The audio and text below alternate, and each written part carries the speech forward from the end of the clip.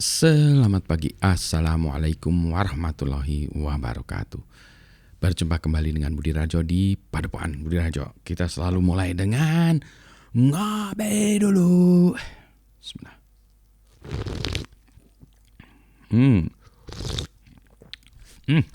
Sorry, maaf. Something different. Kopinya kali ini dari Bali Bond Full Wash, dikasih oleh Abdul Aziz. Thank you atas kopinya, oleh-oleh kopinya. Nah, ini pagi-pagi hari Minggu pagi kita bahas topik cyber security ya. Jadi ceritanya beberapa hari yang lalu ada permasalahan dengan Cloudflare. Nah, Cloudflare itu apa? Nah, ini sebentar saya ini dulu ya. Saya pindahkan. Sebentar saya inikan dulu. Oke, saya teruskan lagi ya. Jadi ini ceritanya ada permasalahan dengan Cloudflare. Beberapa hari ini tanggal saya lupa ya, 23 November ya. 23 November ini seingat saya 18 November. Jadi beberapa hari yang lalu. Cloudflare. Nah, Cloudflare itu apa? Cloudflare itu adalah sebuah perusahaan, salah satu perusahaan yang melakukan CDN, Content Distributed Network. Jadi CDN itu adalah bisa dibayangkan sebagai mirror lah ya, mirror. Jadi kalau misalnya ada perusahaan katakanlah Facebook atau Instagram, jadi kalau kita ngakses Facebook dan Instagram, sebetulnya kita tuh nggak ngakses Facebook dan Instagram di pusatnya di Amerika sana. Kenapa nggak gitu? Wah, kalau semua orang ngakses Facebook dan Instagram dari pusatnya di sana, berat bebannya. Jadi ada puluhan juta atau bahkan ratusan juta mengakses servernya Facebook atau Instagram bersamaan ya. Wah, habis luar biasa. Berat bagi Facebook dan Instagram. Nanti dari tempat-tempat lain juga jadi kerasanya lambat ya, lelet. Nah, jadi yang dilakukan Instagram atau Facebook berlangganan dengan perusahaan CDN. Contohnya Akamai, Cloudflare, dan seterusnya untuk memirrorkan mereka.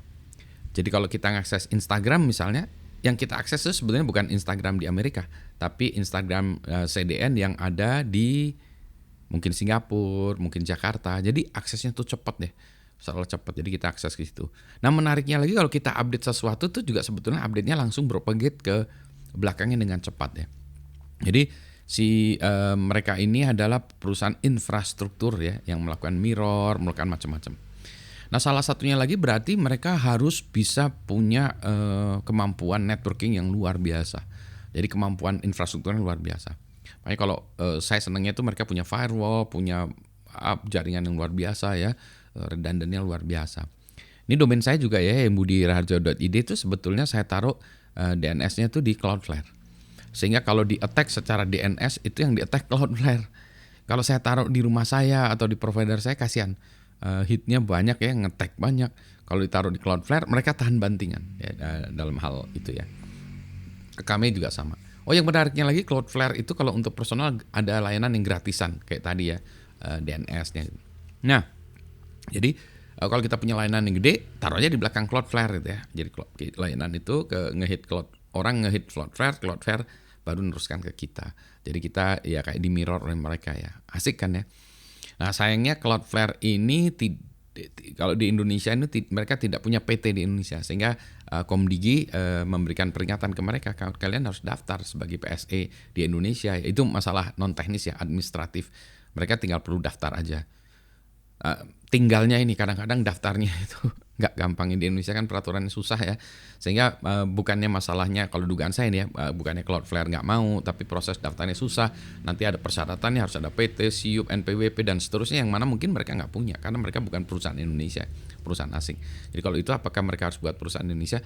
Kalau saya pantas-pantasnya buatlah ya, karena banyak pelanggannya di Indonesia juga. Jadi buatlah di Indonesia, sehingga nanti kalau di Indonesia banyak pelanggan dari Indonesia yang bisa menggunakan layanan mereka karena mereka ada di Indonesia. Situs pemerintahan juga kalau menurut saya agak susah ya kalau kita mau menggunakan layanan Cloudflare, karena nggak jelas itu layanan di luar negeri ya. Jadi memang sebaiknya kita punya layanan ini di Indonesia sendiri seperti itu. Apakah cloud provider di Indonesia bisa memberikan layanan ini? Bisa untuk layanan di level Indonesia ya. Menurut saya cukup. Anyway, balik lagi ya tentang Cloudflare. Apa yang menjadi masalah? Nah, jadi pada beberapa yang lalu lagi, kalau lagi ya jangan lagi ya. Berapa hari yang lalu Cloudflare ini down. Nah, karena dia down maka bubar jalanlah banyak situs-situs. Mulai dari Twitter ya, yang mana termasuk dalamnya ada Grok, ChatGPT dan lain sebagainya, sehingga susah diakses. Kenapa? Karena yaitu kita ngaksesnya, misalnya kita mengakses ChatGPT, kita ngaksesnya ChatGPT via Cloudflare gitu ya. Nah, Cloudflare-nya down nggak bisa ngakses itu, nggak bisa ngakses ChatGPT, meskipun ChatGPT aslinya yang di sananya itu nggak apa-apa gitu. Nah, terus diteliti lagi, kenapa dia down? Kenapa dia down? Ini saya baca-baca aja ya dari internet karena saya tidak terlibat dalam ininya. Nih kalau di sini sebetulnya rutin apa nih? Saya baca di sini aja. Rutin configuration rutin ya, berarti subrutin ya. Routine configuration change triggered a crash when an automatically generated configuration file grew beyond its expected size and overloaded the software system. Nah ini dugaan saya gini nih, kalau nggak salah ini bot management. Kan mereka dapat serangan banyak tuh ya, dari robot ya, bot, zombie dan sebagainya. Kita sebenarnya bots ya.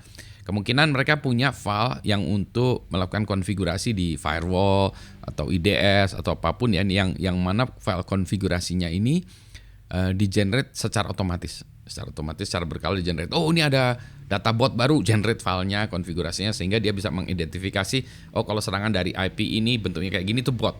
Ignore, drop, jangan diteruskan ke klien mereka ya. Jadi mereka melakukannya, salah satunya mereka melakukan itu. Nah, automatic filenya, configuration filenya ini di-generate secara otomatis. Nah, inilah dia. Kadang-kadang kita itu nggak sadar ya, kalau kita membuat sebuah program, kita mengharapkan sebuah inputnya misalnya sebuah filenya besarnya berapa ya, 1 kilo 2 kilo, kan namanya configuration file. Nggak ada configuration file yang 3 mega gitu ya, mungkin ada ya 3 tera, gitu nggak ada, itu mah video kali ya. Video 3 tera gitu kan ya. Oke. Nah, jadi ini file konfigurasinya itu besar, sehingga pas di load dia crash. Nah, ini juga kalau kita buat codingan ya, kita harus memperhatikan bahwa kita itu jangan selalu percaya atau kepada inputnya, kepada input dari user, dari program lain. Jadi kita selalu batasi. Misalnya kalau kita ingin membaca 128 karakter ya kita baca 128 karakter. Jangan kita baca dari user terus expected user A paling dia cuma 23 karakter. Misalnya password kita kan rasanya saya belum nemu orang yang passwordnya 128 karakter ya. Karena ngetiknya juga udah gempor ya, udah lupa lagi. Ini adalah password yang paling panjang seluruh dunia. Tadi udah sampai di mana ya? Gitu ya. Jadi ribet kan. Nah, kita kalau membaca, kita pastikan ukurannya kita batasi. Baca 128 aja. Kalau lewat dari situ kita truncate, kita potong segala macam ya. Nah, ini gitu, dia baca terus kemudian crash karena filenya itu terlalu besar. Hal yang kedua yang ramai juga dibahas adalah Rust code ya. Jadi Rust itu adalah bahasa pemrograman yang banyak orang mengatakan, saya belum mainan Rust ya. Dia lebih cepat atau secepat C, bahasa C, karena saya masih mainan C ya. Terus kemudian dia lebih aman ya, lebih menarik gitu. Jadi banyak orang-orang pakai Rust aja untuk menggantikan C itu. Nah, boleh jadi benar ya. Tapi ini untuk contoh kode yang ditulis dengan Rust pun bermasalah. Bukan kodenya yang bermasalah, tapi algoritmanya ya, dalam payangan orang yang bermasalah. Jadi itu yang dikuningin di bawah itu unwrap gitu ya. Ini dugaan saya itu yang dia melakukan membukanya filenya itu tadi ya, yang filenya mungkin file konfigurasinya kecil gitu ya, terus di unwrap gitu ya, dibuka atau di apa nih, saya nggak tahu nih .unwrap nih fiturnya apa nih ya. Langsung ini ya, kan ini fetch adds features based on input struck into features buffer. Nah, buffernya ini nggak cukup untuk menampung data tadi, gitu ya.